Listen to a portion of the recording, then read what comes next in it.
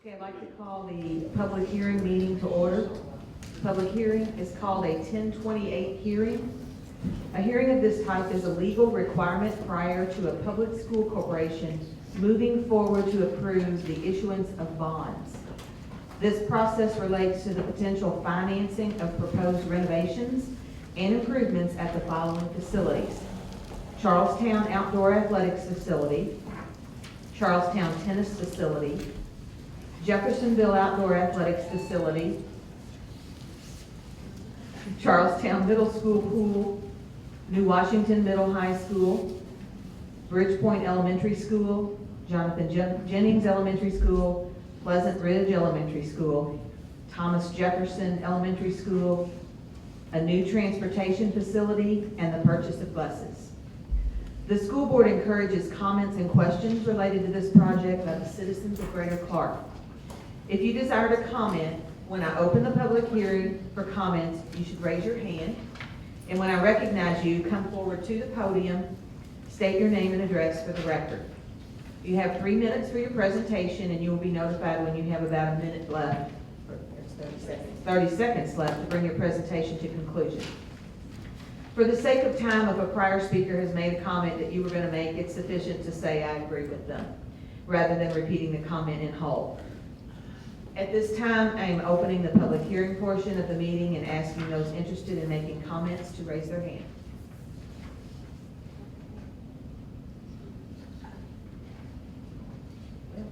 Okay. So skip the page. Nobody? Okay. All right, then I declare the public hearing meeting ended.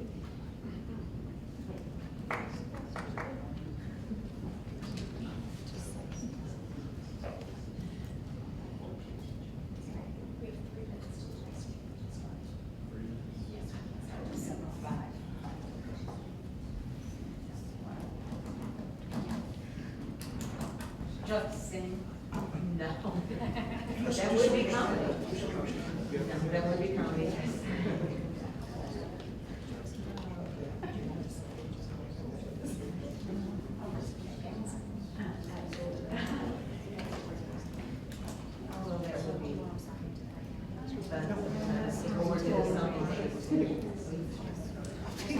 Get a song and dance at the meeting.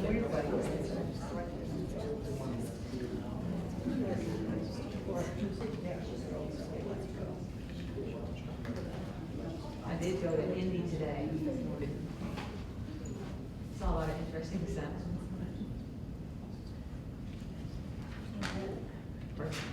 Madam President, there's actually 4 resolutions to adopt at the conclusion of the public hearing.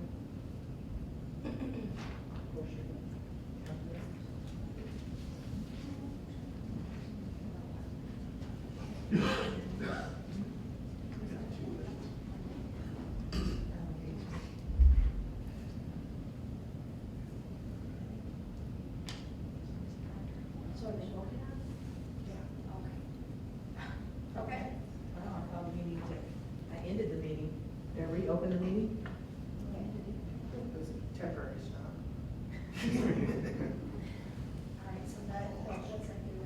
I'm confused, April. Yeah. We usually do not vote at public hearings. We usually put those agenda items on the board meeting agenda that's to be held after the public hearing. Does this have to do with the timeline that we have to get these approved? I mean, we should vote on it at the meeting that starts at You 7:05. can add it to the agenda of the regular meeting, that's fine. Yeah, it is, it's already on there. Right. Yeah, this was the- Right, but it's on the, oh. Okay. So do we need to, Just when it's time to amend, when it's proposed the agenda for the meeting, if you would make an amendment to add these 4 resolutions, then I'll be happy. all right.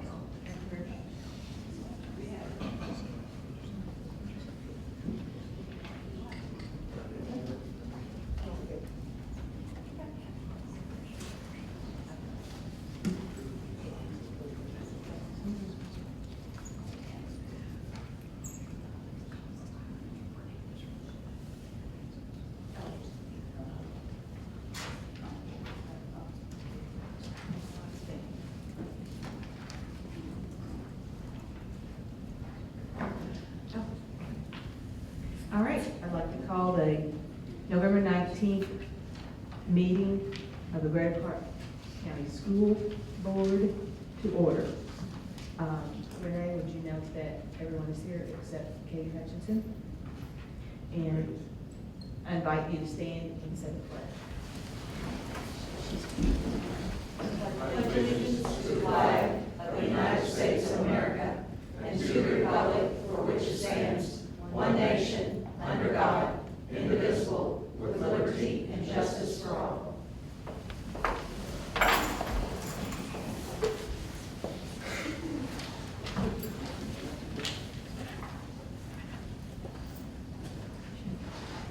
Okay, first item is approval of the agenda. Can I have an amendment to include the 4 resolutions from the public hearing, please? Madam President, I would make a motion to amend tonight's agenda under the action items to include adoption of the 1028 resolution, the resolution authorizing executive of amendment to lease, the resolution approving issuance of 2019A bonds, and a resolution concerning various real estate matters from prior bond issues be added. Okay, thank you. May I have a second? Second. What? Oh, yes, sir.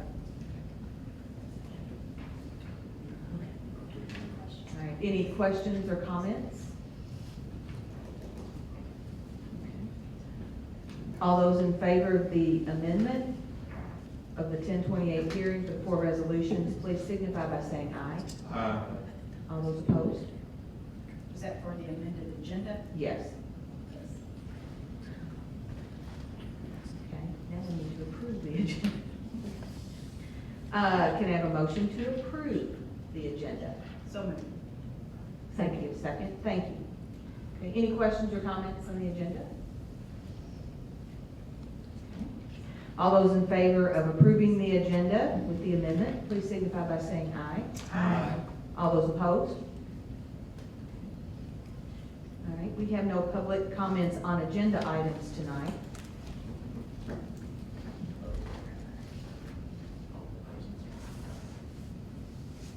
Our next item is core construction presentation.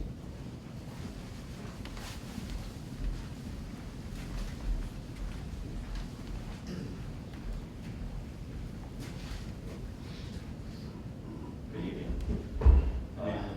Mr. Hoffner, school board members, thank you for having us here. I'm Brian Blight with Core Construction Senior Project Manager, joined by Seth Beer.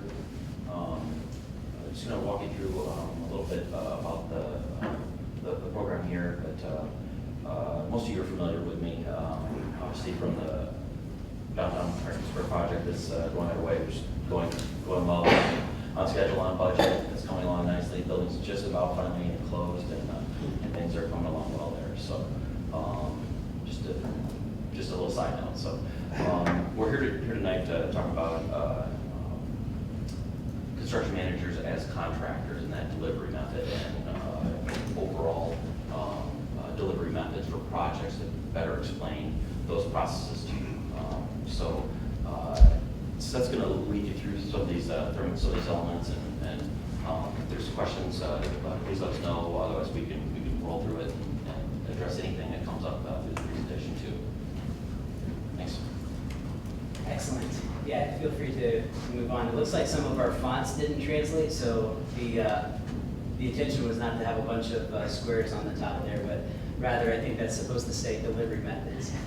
But again, I'm Seth Beer with Core Construction. My role is Director of Business Development for our Indiana offices. And what we want to do tonight, as Brian mentioned, is just share with you some information. What we're hoping for is that this is just useful information as you walk forward to make decisions with construction or future facility renovation. There's several different methods that you can choose as a school board in the state of Indiana to go through that process. And so what we wanted to share is just information related to what's available to you. And we certainly don't have any particular agenda or direction we're trying to push tonight, but rather we want to share openly what's available. We actually build in all 4 of these categories that we're going to talk about tonight, including the design build process, which we're engaged in at the new downtown elementary school. So what I'd like to do is start on the left there, and we'll kind of move our way across, just walking through these different, what we call delivery methods. And when I say that, it's just a contractual arrangement to get a construction project accomplished that you have available to you as a K-12 educational institution here in the state of Indiana. So the first one is referred to as design bid build, or kind of colloquial, I can't say that word, but also referred to as hard bid. And so what I want to walk through here is how the contractual arrangements for each one of these are set up. And the black arrows that you see for each diagram that we'll go through really represent the direction of a contractual agreement in the process. And so starting out here, the hard bid process really starts with the hire of a client hiring an architect. And when I say architect, I mean the whole design team. So it could be engineers, whatever it takes to accomplish the design for the project. And you'll see there's a dotted line kind of in the center that separates that process from the construction phase. So in a hard bid process, you hire a designer, they complete the design, and when that design is completely finished, then the project is put out on the street and bid on. And a contractor, like Core, general contractor, would bid on that entire construction project and collect bids on the side from subcontractors, and then basically give a lump sum bid in that process. And the reason that there's that kind of dotted line in between is they really are two separate processes. You hire an architect to do the design. Once that's completed, then you hire your contractor based on a bidding process. That's what we refer to as hard bid or design bid build.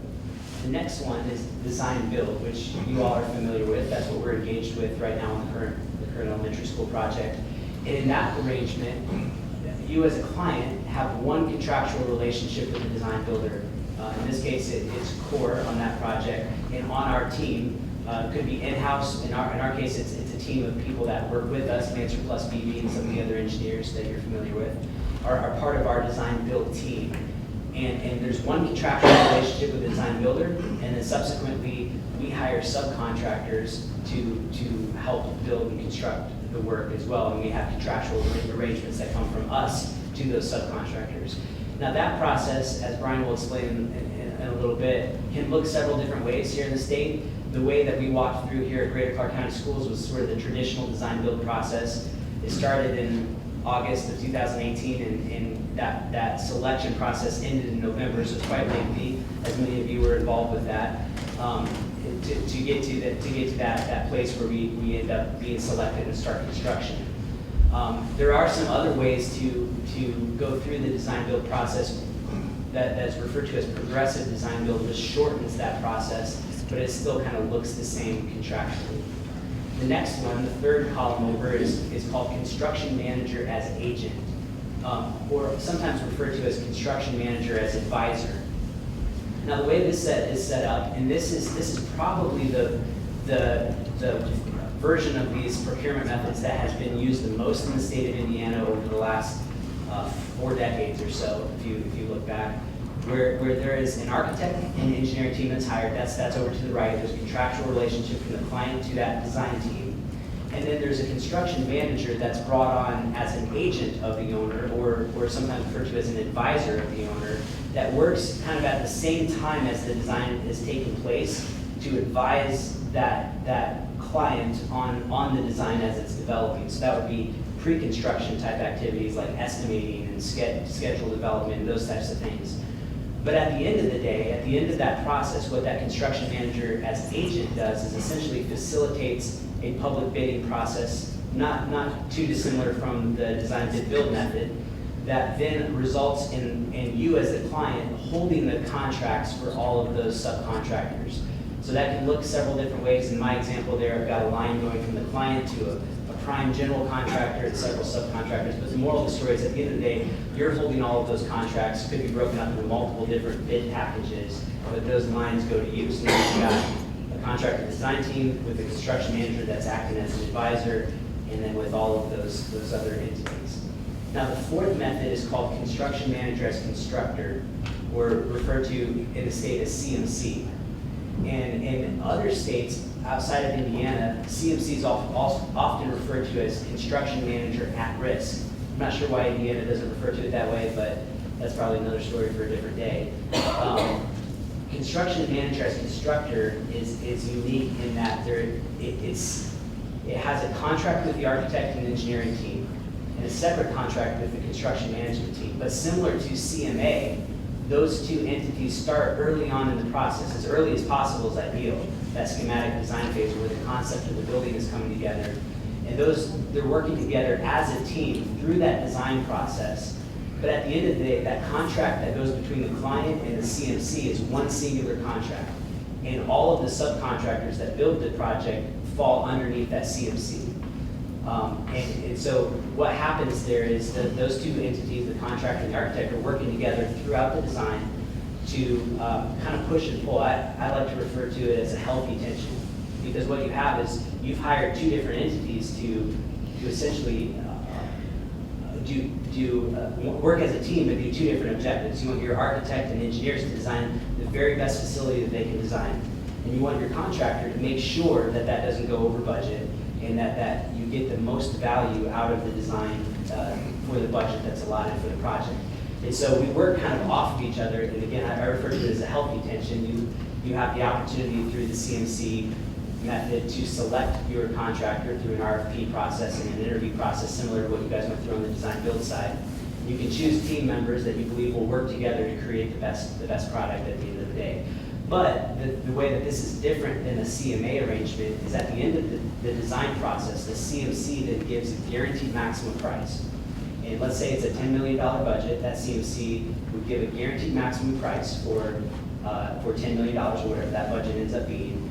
And then they're contractually on the hook for it. So it's their responsibility to complete the scope that's been defined during the design process for that amount of money. It really eliminates the opportunity for change orders that exist in some of the other types of delivery methods. So there's some pros and cons we want to talk through with each of these, and I'm going to let Brian kind of touch on some of those, and then we'll wrap it up. And then I'd love to answer any questions that you might have about any of these different methods. One quick note too on the last screen there. You'll notice though the arrow coming from the subcontractors, I'm sorry? Oh, I was just on the last one on your Yeah, sheet. So you're still on, yes, okay. Yeah, I'm yeah, looking at the the format arrows. there. You'll notice that the subcontractors, where that contract lies, it lies with the CMC, not with the client, unlike what it does for a construction manager's agent. So the risk factor is, I guess, what I want to highlight there. So I'm sorry, go ahead. So just highlighting a couple of the pros and cons. You can put once more there. Thank you. Oh, yeah. Thanks. I'm going to read through all these things just for time. These are all factors, though. If you have the time to review those later, obviously you have the link to there.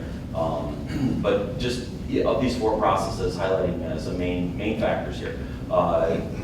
The financial transparency. The lack of financial transparency through the design bid process is there. Whether the number that was turned in was astronomically high or low, you just don't know where that value is and where those dollars are really hitting your project. The potential for cost savings, the interaction at the front end of the process when the design is taking place, because your contractor isn't coming on until the end of design through the bidding process, it is a huge factor as well. So as many of you have probably seen as well on a lot of hard bid, design bid build projects, the potential for change orders is, you probably review these and approve these all the time, and that's one of the significant factors to that delivery method as well. Sorry. And then a couple of highlights here. Really the design bid build process. It is the design build process, the checks and balances process happens, in a vacuum with the architect and the contractor, so that the client has less interaction through that process. Obviously, the design criteria developer, in this case, as we had on our project for the Franklin Square project, you have the cost for this other entity that also exists there. But often you end up with a lot less individuals that are turning in proposals for these methods, because there is a true cost to the contractor or the design build team to put these proposals together for their time of a limited amount of design effort that goes in there. The budgeting, we make sure that they can do it for what the budget is as well through that process. So just a couple of cons that are through that approach. Through the CMA, construction manager advisor process, again, your risk factor, as I highlighted before, where you've got that the owner is still holding those contracts. The construction manager advisor is there to facilitate that process, and with the right contractors, we'll still look out for their interests. But there's no guaranteed maximum price on that as well, and there is the potential for change orders. So you're still bound by the limitation of the design team kind of having to be perfect, which in all cases doesn't happen. So that factor comes into there as well. And then the last one here for the construction manager as contractor or constructor is again that providing that guaranteed maximum price, and that price can be set at that GMP amount can actually be negotiated and set. Doesn't have to be at the end of design. After a bidding process, it can be set earlier in the process if it needs to be. Varying contingencies, you work as a team with your client, your architect to agree on those amounts in that process.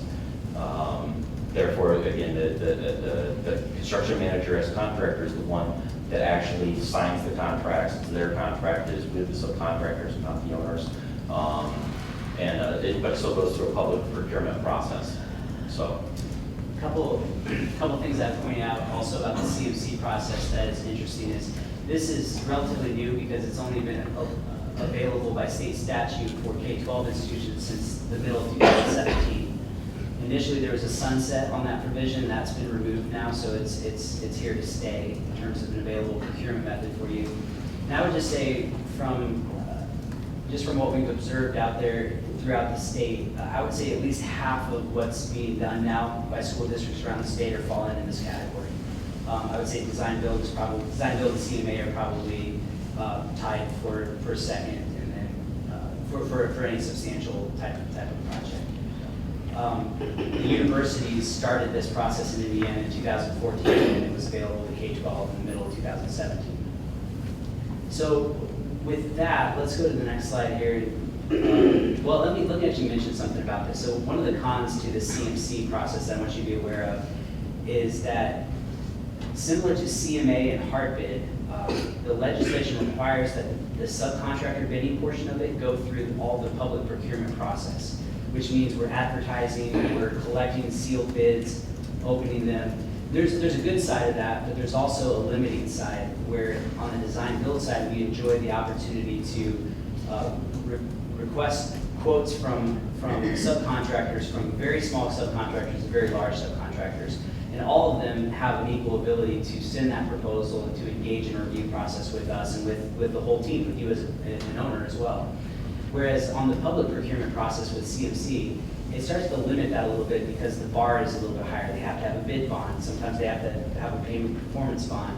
And it starts to require us to package things together in a little bit larger packages to get a good response from the subcontractor. So, on your project, we enjoyed over 100, we received over 100 bids back on the project and got good coverage on every single trade. We haven't seen that every time on our CMC projects. It's been a little bit more difficult to get the same level of response, which makes it a little bit more difficult to ensure on our end as a contractor that we're getting the very best value. So that's trying to be transparent on the difference between those two. There's some really great positive things about CMC. There's also some really positive things about the design build process that allow for us to be a little bit more nimble in trying to create that value on the project. I have a question. Sure thing. Before you go on, except for design build, the other three processes have the owner hiring the contractor and an architect. Is that correct? That's correct, yes. Okay. Yeah. Now, the architect is a professional service, so you Right. can choose how to bring that onto your team, right? You can hire them directly, or you can go through an interview process to Right. choose your team member. Right. That's up to your discretion.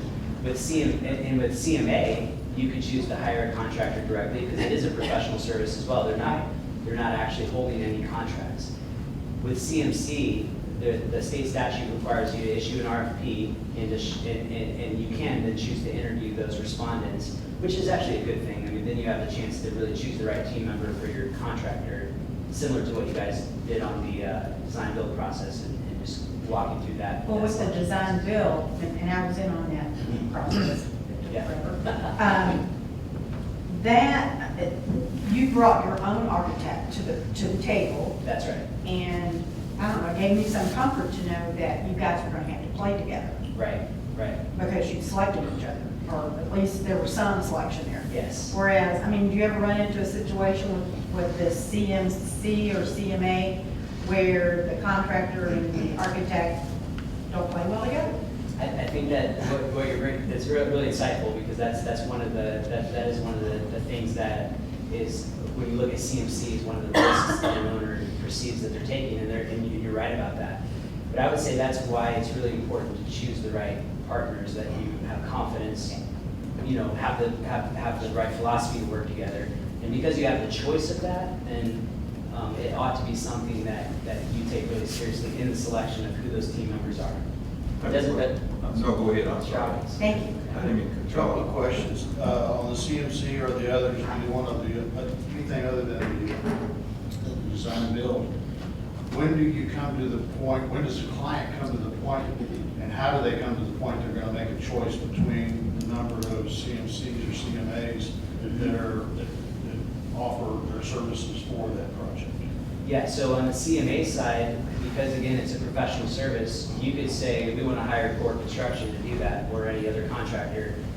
You actually don't even have to go through that process, that selection process. You certainly can issue an RFP, that we see that some, and interview contractors to fulfill that role. With CMC, it's an RFP, and then you have the discretion as to whether to hold interviews or select off of the written proposal. That's up to you. But it is just one RFP response typically and one interview.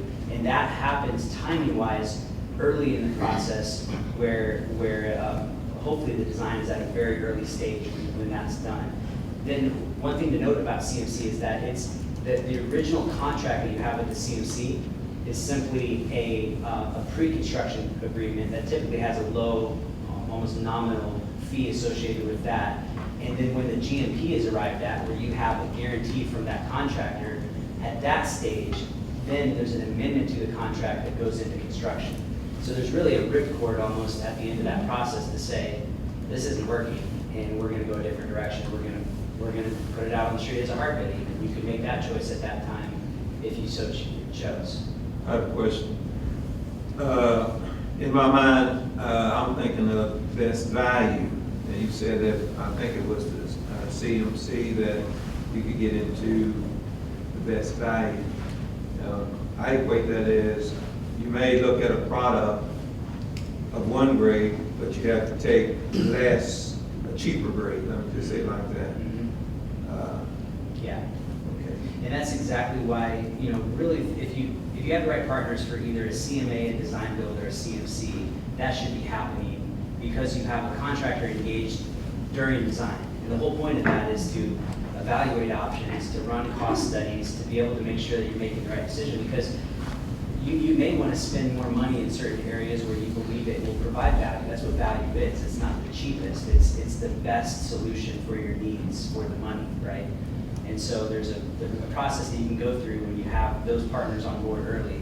I would say the only one that doesn't allow for that is that hard bid process, where you're relying only on the architects, as well intentioned as they are. There could be some misses there on getting to the end of that design in a way that represents the best way to spend your money.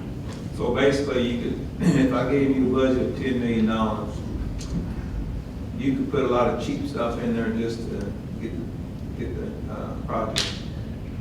No. So that you won't go over. Yeah. So I would say no, and especially on the CMC side, and that's where that healthy tension comes in, because you're hiring an architect to not allow that to happen, and you're hiring a contractor to try to essentially make sure that the architect doesn't step out of that $10 million bounds.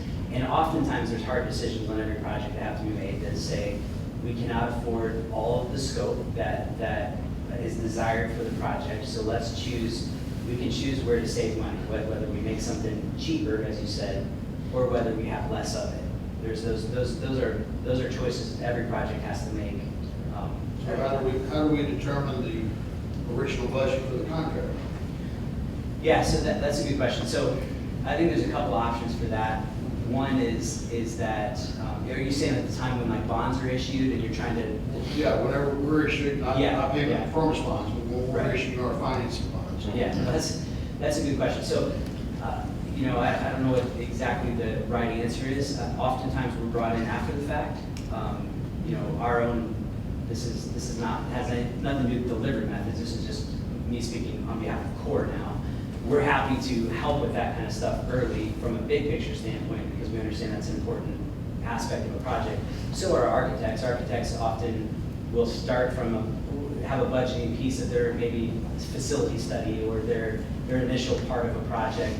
And you know, sometimes those are good, sometimes they're not so good. But that's one thing you want to do right at the start of a project. If you have missed that opportunity to have a contractor involved in the project when you're at that early stage, then you've got to address that on day one when you bring a contractor on board to do a gut check as to whether the numbers and the scope are aligned before you go and design the whole building.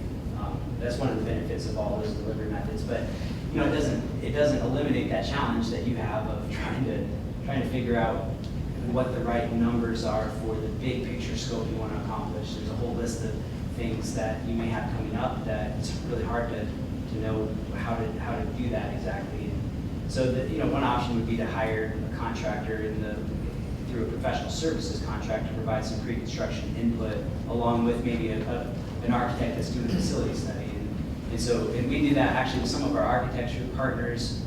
They would get hired for a facility study, and then instead of doing it internally or hiring a third-party estimator, they'll come to us and say, will you develop a budget for us? We did that for another school district just this last month through an architect, so not directly for the owner, if that makes sense. So what I'm taking away from this, the CMA, the CMC, and the design build, all three of them, well, other than design build, I assume under Indiana state law, you have to have an actual dollar amount for these two. But the other two, you don't need a dollar amount up front. So basically, That's right. We're jumping into bed with somebody we don't know what the cost is yet. Well, let me caveat to this, with the, We'll take a break. That was not a good statement, John. Mike, just, sorry.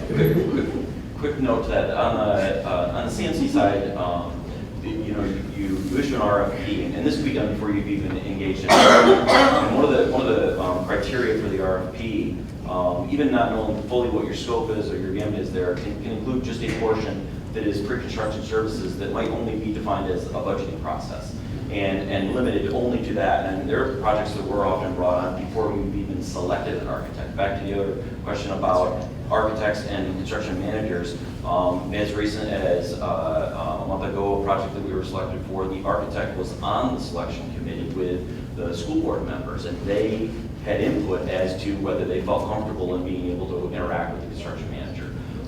So you have a few options there as to the timing, and in particular the pre-con services that can be provided, where you can do that initial budgeting with a contractor that's a little bit more in touch with what the costs of the work are than an architect that might be using or relying on maybe just some historical data or square foot numbers to help provide some input at the front end and get your idea on what your overall scope and size of budget is you need, and then go out for an architectural RFP and select the architect that way too.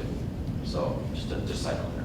And oftentimes we do have to break down our pre-construction fee, which is small to begin with, but into small sections, so that if you get into the process and you say, I want to do a facility study to determine what the right budget is, and then you realize that's not a project you can move forward with, then our services are done. Right? Yeah, that ripcord example. In terms of jumping in with somebody, there's really no, the only risk is whatever you release them to do. Yeah. And agree that those services are worth the work that they're putting into that portion of it, and it can be released in phases. That's another option that we've seen as well. So let's go to one more slide here, Renee. It's not going to be very helpful. Actually, click through a couple times here. Yeah, that's not gonna be very helpful. So this was. Sorry. That's all right. That's okay. No, it's just it's a font issue that we have. All this was illustrating was that design. Click through. I think, yeah, you just see some What of this is the text illustrating got is just that scrambled. as design The font increases in scrambled. detail throughout the process, a contractor on the hard bid side is engaged at the end of the process. And all three of those others that we talked about gets the contractor engaged one more click at the beginning of the process. And that was meant to nicely illustrate that. It comes through whenever you don't have to go through there. Exactly. So anyway, that's, yeah. I think that I'm fine with what we've been able to communicate. Is there any other questions that we can share? Just a hypothetical, in year 2 of our facility plan, we want to build classrooms on to use elementary over here. Okay. Walk us through that process if we were gonna use the CMC method. Okay. For a building expansion to add classrooms to the elementary school. Yeah, so I think there's really two options. One is that, like Mr. Hawkins was saying, you could start by saying, we want to look for, we want to hire a CMC to engage in the process, to start to walk us down what that budgeting piece would be. You can do that and then hire an architect later. What's probably more common, just to be honest with you, is that you would hire an architect that you trust and bring on through whatever method you see fit, to come up with a concept of what that program would look like and the space needs, and define the project a little bit, because you've got to establish what square footage we think those extra classrooms will encompass. And based on that, then establish a budget for the project, and then engage the services of a CMC based on a project being defined. That's probably the most traditional pathway. Once you do that, you wouldn't want to get much further than that program being established. You wouldn't want to get to the stage where they're designing the materials and the building systems and the skin and the structure and all those things without having a contractor there to analyze the cost of those systems to make sure that you're making the right choices throughout. So it would be hire the architect, then issue an RFP for that scope of work. And that process can be as short as about a month to publicize it, to get those responses back in the interview. So very different than what the experience was on the new downtown elementary at Franklin Square. So, and that doesn't make that right or wrong or anything. It is a much more condensed process. So if you want to move forward with a project like that, you can get the team in place within about a month of just deciding to do it.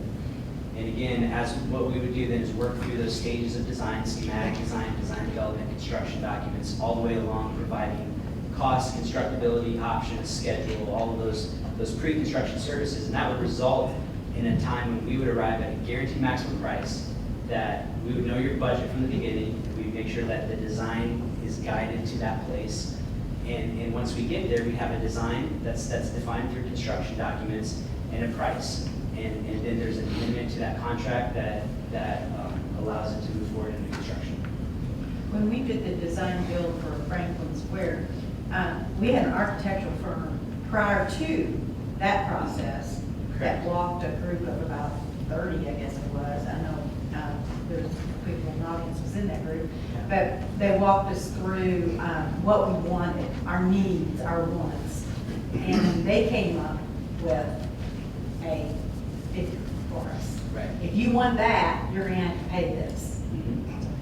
Yeah, and that could be similar to. And it what changed. I mean, Right. it gave us a ballpark figure, but it changed as we tear down, Right. tear it up. It was value added. What means the most to you? Right. You do that. And the difference is you wouldn't have both of those parties involved. So Mr. Lake, for example, would his role if he engaged in the architectural services would likely be to provide the architecture for the project, rather than there's no design criteria developer similar to that process outside of the design build realm. Okay. And the statute requires that to be the case. There's a design criteria developer that leads the process of engaging the design builder, which has, like our team, its own design team that ends up finishing the design of the project. In those other methods, you don't have those two parties really. You hire the one from the beginning to develop the design and and the contractor to help keep it in line, essentially. Drawings. Couple of things. First is what she was talking about. From what I'm understanding, there was an architecture firm that pretty well came up with that number and said, Walter, this is what we want, this is gonna cost you probably about this much money. Based on Based on what you said you wanted. design. Right. From my experience, architecture firms are typically 3 or 4 years behind in their budget. Is that about right, what you was saying? That sounds about right. So I mean, if you're in an inflationary cycle, Sure. then Yeah. they may come up with a low budget. If you're Yeah. in a deflationary cycle, and they come on early on, and they're coming up with a budget, they may over budget. Yeah. So I would say that, and then the next question would be on the talking about the fee structure, to bring on board an organization like yours to help with the architect to come up with a little bit tighter budget. What kind of typical fee would you be thinking about? And I realize it's going to vary on the size of the project. If you got a $500 million project, we're Yeah. talking one fee, you're talking $2 million, it's a different fee. Yeah. But I mean, 10 to 20 million, or what kind of Sure. roughly percentage-wise fee? do you think? Yeah, so for pre-construction services, and I kind of hesitate to have any specific figure, but. I understand I taking would the hard say- figure, and I wouldn't try to hold it right. Of course. But I would say the industry standard for pre-construction services, and it can vary, but would be between about 0.25% to about 0.5% Okay. for what you pay for that process. And oftentimes, we're engaged for, 6 months, 8 months, 12 months. And really, for any construction manager, that portion of the project is a loss leader. I mean, we put way more hours into it than we typically get paid for during pre-construction. But that's just the state of the industry, if you will. And so we kind of end up within those confines, which again, if you think about that in the context of the project, is a pretty nominal fee for it. The idea is that if you're going to spend $10 million, the goal for you should be to spend that in the very best way possible. So you want to pull together a team to where you're not going to, obviously in construction, there's opportunities to waste money in a lot of different areas. So the goal is you want to minimize that as much as possible by having the right team with as transparent of a process, all of those things together, so that the fees that you're paying for professional services ought to pay for themselves many times over by the value that you get out of it. And if that doesn't happen, then this is all going to end in a few years, and everybody's going to go back to hard bid, because there has to be a value in professional services for the industry to exist. So. Would you say that typically you're, I tried to ask you proprietary information, so Sure. don't answer, don't need to. But if you're brought on board with, or if a CMC is brought on board early in the phases, do they typically have in their contract that they also have proprietary rights to that design, or some rights to that design? So No. the point would be, I would see where you could get in trouble. You've gone through and done all this work, and you've got your minimal fee up front, your lost leader, and then all of a sudden they pull the rip card, and they take your design and go out and bid it out for a bid. Well, it's not our design, that's the thing, you have a Right. separate contract, so we have no ownership over the design. All we're providing is professional services throughout. And by the way, when you are making that selection of the CMC, it's not just a pre-construction fee. The Indiana statute allows for you to ask for the fee for your construction management services. Okay. So you're able to compare those against the respondents as well and see what range they fall into as well. So that allows you to make a decision early without getting to the end of that, having a guaranteed maximum price, and still not knowing exactly what you're going to pay the firm. You know that from the very start when you make the selection, and we have to compete against our competitors. You don't have to choose the very lowest number. You have discretion in that. And both those numbers, the pre-construction fee and the actual fee that may be identified in that initial offer, those are negotiable. Right, that's right. All the terms of the cost and the scope, the contingencies, the allowances, those are all a negotiable process that interacts through there. Yeah, so we may get done, we've presented fees to the school board. The school board has a right to come back and negotiate those terms of the contract. Or even after the choice is made. That's right. Yes. Because it's not a hard Yes. bid process, it's just It's a selection base. It's a qualification-based selection. The fee information comes into play in terms of making that selection, but remains negotiable, so. Any other questions? Answer? Sorry, I broke you out. No, that's all right. Appreciate the questions. Thank you for the opportunity. Thank you. Appreciate it. Those little squares, that's what I get on my flip phone when you send me an emoji. Okay, next we have the fund monitoring report.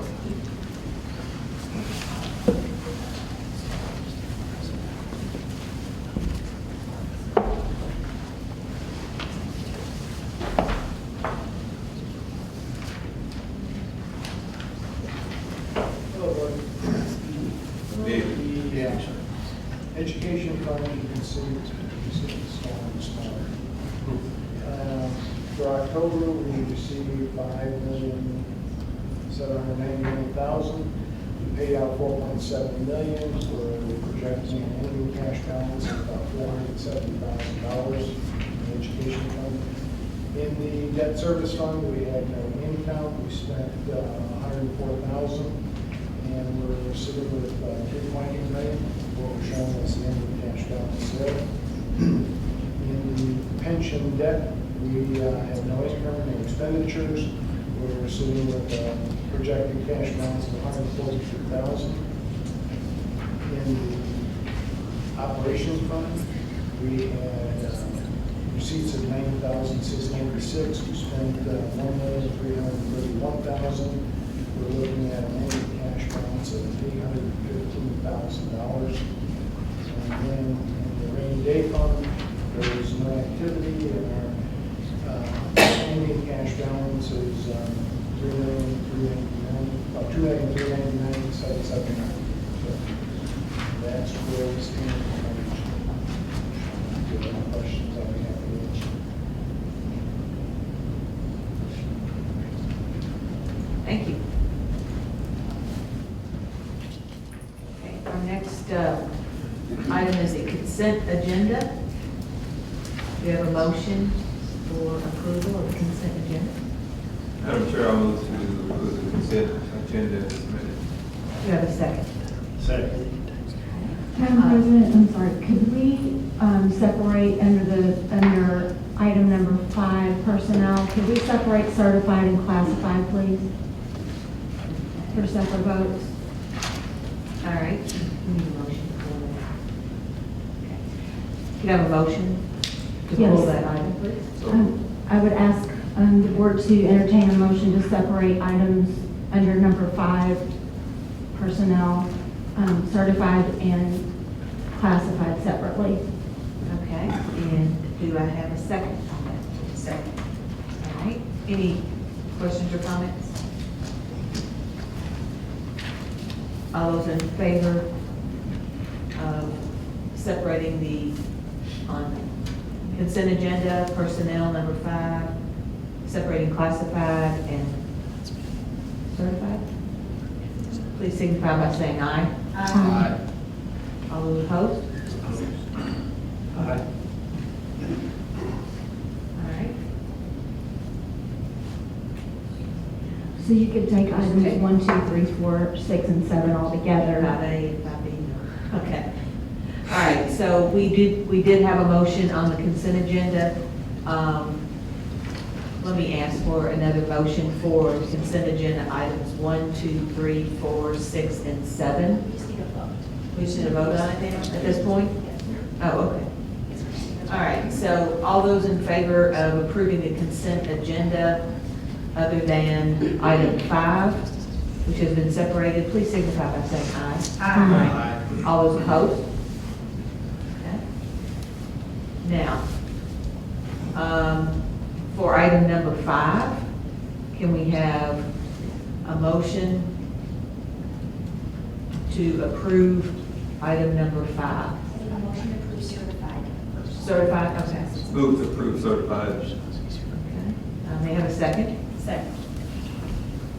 Any questions or comments? I don't know. Uh-huh.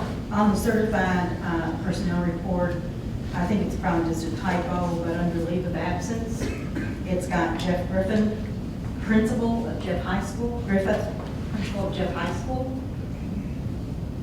He's not the principal of Jeff High School.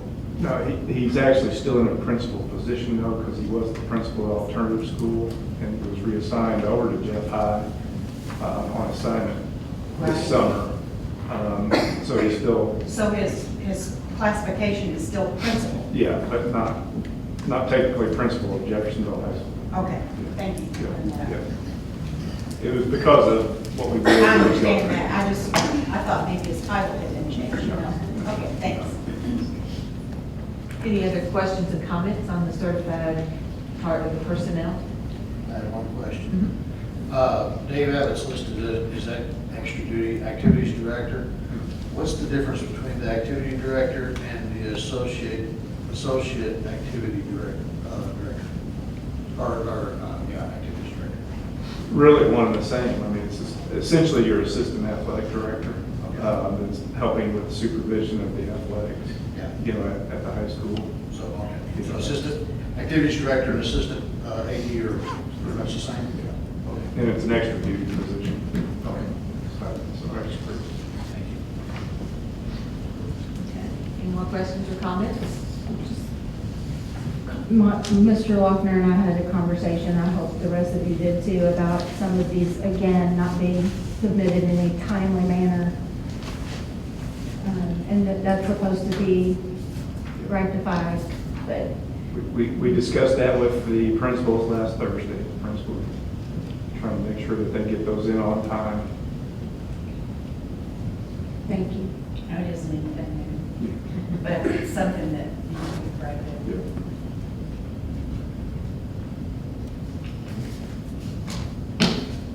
All right, so, any other questions or comments? All right, all those in favor of the, certified, number 5, certified personnel on the consent agenda, signify by saying aye. Aye. All those opposed? And now the certified, I'm sorry, classified, in number 5, personnel report. Can I have a motion for approval of the classified? Madam Chair, I move to approve classified as submitted. May I have a second? Second. Okay. Any questions or comments? Just a comment, and because this is not public yet, I want to respect our employees' privacy, so I'll just say there is a resignation on the classified report. I think all of you know who I'm talking about because we've had emails about it. We really just got clarification on what it's going to look like today, and we're being asked to vote on it today. I'm opposed to that. I feel like we should have an executive session because the parameters of resignation fall outside of our normal policy, and we've not had an opportunity to discuss it. There are pros and cons and risks when we step outside of policy, and I feel like that's something we should discuss in an executive session before we're asked to vote on it. So for that reason, I will be voting no. Thank you, Ms. Cookie. Any other questions or comments? Okay, all those in favor of approving the classified personnel report on the consent agenda, please signify by saying aye. Aye. All those opposed? No.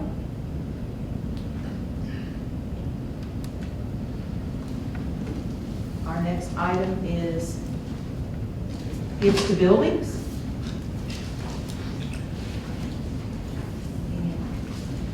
Can you read that? I'd be glad to.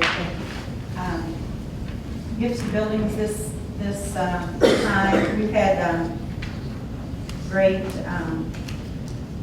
donations to our schools, and we certainly appreciate it. Charlestown High School, New Washington Elementary. I'm amazed every single time we do this. New Washington Elementary, middle high, the donations that they get. They're really working their community and their parents, and they're getting great response. You can see that we have $7,574.92 that has been donated this time, and I request that we accept those donations. I move that we accept those donations. Thank you, Ms. Perkins. May I have a second? Second. Thank you. Any questions or comments on the gifts to buildings? All those in favor of accepting gifts to buildings, please signify by saying aye. Aye. All those opposed? Next we have the appropriation of teacher appreciation grants.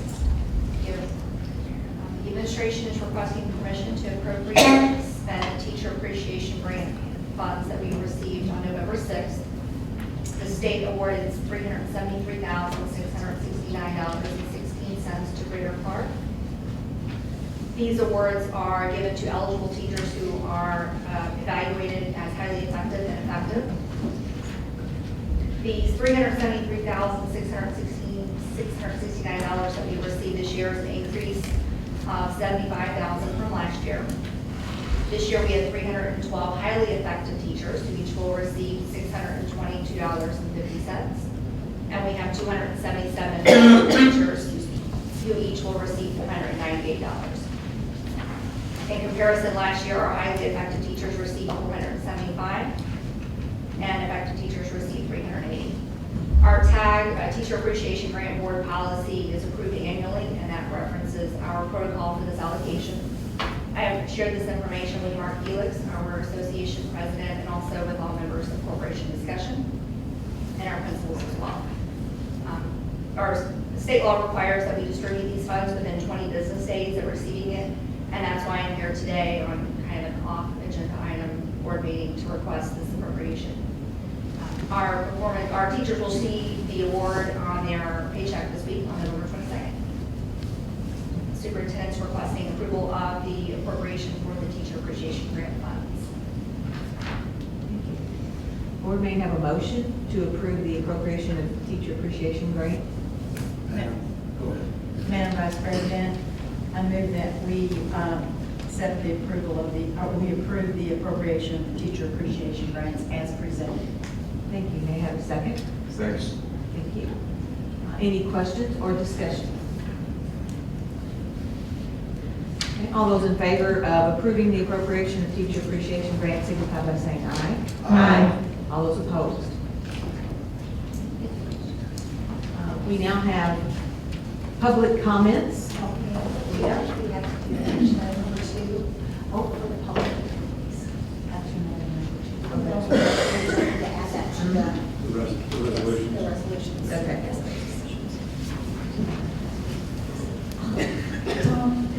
It's okay if we take all of those in one vote, That would correct? be wonderful.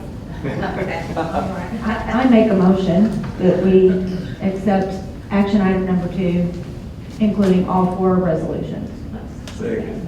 All right. Any questions or discussion? All right. Need a second? Did you say Yes. so? Okay, sorry, I didn't hear that. Okay. All those who approve the 4 resolutions, please signify by saying aye. Aye. All those opposed? Just to keep you up to date, the rating agency informed us that we'll have the same solid rating as we had before. And we're waiting for the report to come, and we expect to go into the market the week after Thanksgiving. And that the money will be in the trustee accounts the week before Christmas. So we're checking it right along. Thank you. Thank you for driving all the way down here. Please be safe. Yeah, some 3 deer on one side and 1 deer on the other side. And I hope you guys don't get along. And just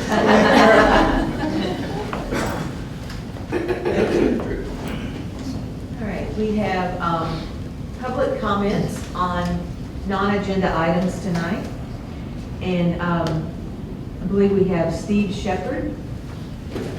And as you come to the podium, Mr. Shepherd, if you would give us your name and your address. And you will have 3 minutes. You will hear a buzzer when you have 30 seconds left. Thank you. My name is Steve Shepherd. My address is 3615 Sawgrass Boulevard, Jeffersonville, Indiana, 47130. Jeffersonville and Charlestown Band Boosters wanted to thank the board and administration for delaying the decision on restructuring the delivery of related arts.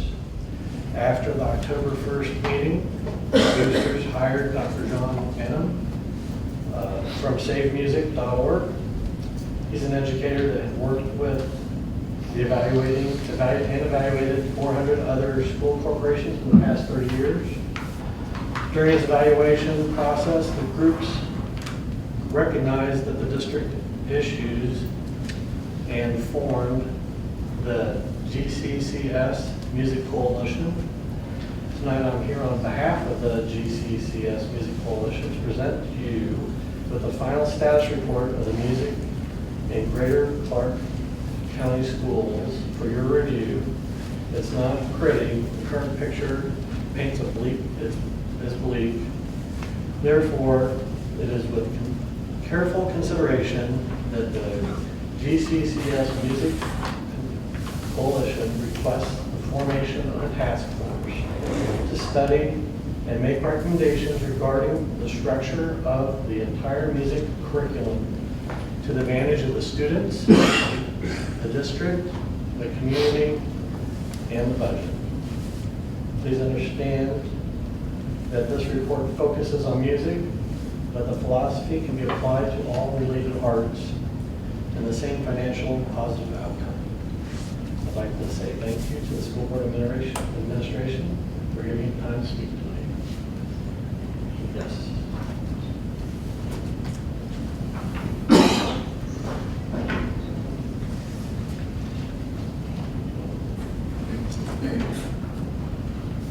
Okay.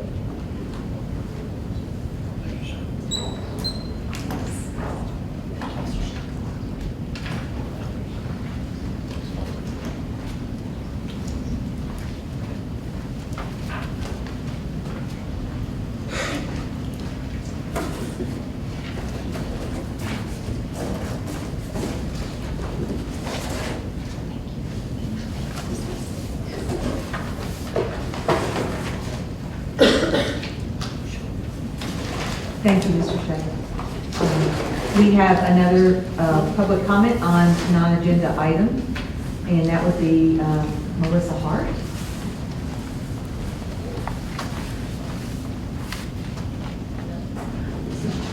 We don't have. Okay.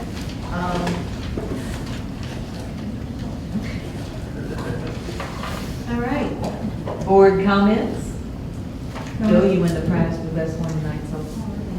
The only thing I would like to say, given that Thanksgiving is my absolute favorite holiday, is I wish everyone a happy Thanksgiving. I hope it's safe. I hope you get to spend time with your family and come back refreshed and rejuvenated and ready to get back to work.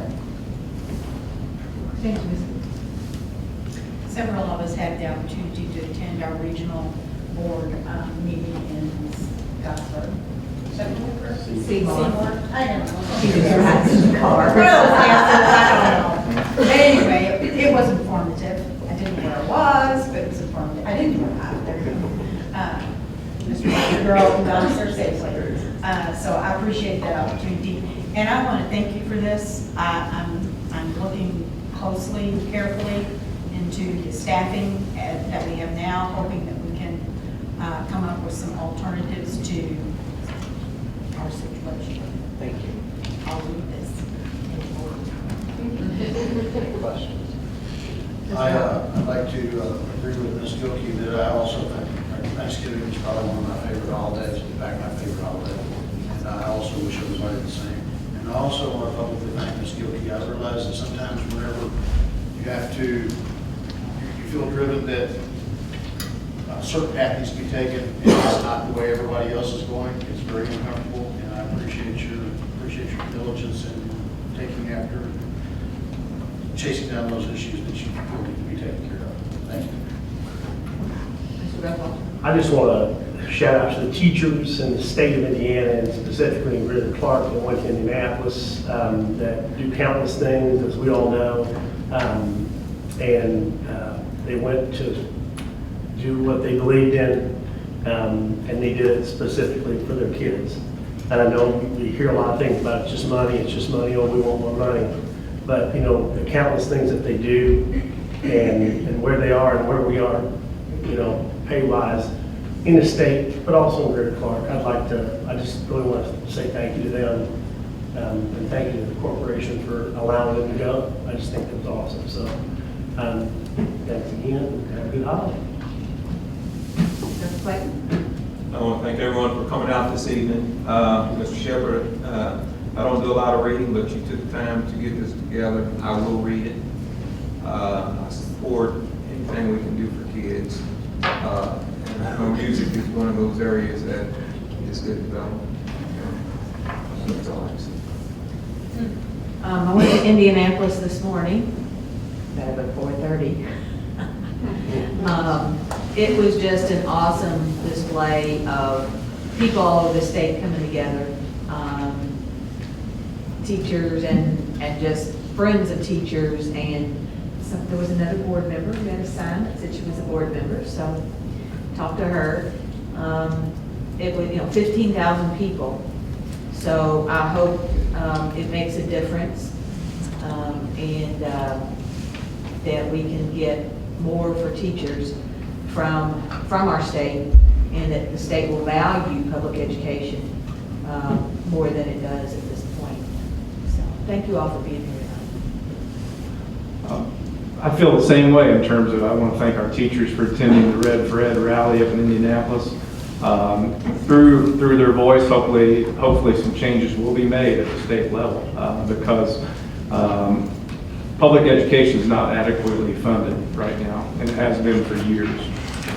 So, all of us in this room can advocate for better funding for public schools, and it's not just about teacher pay.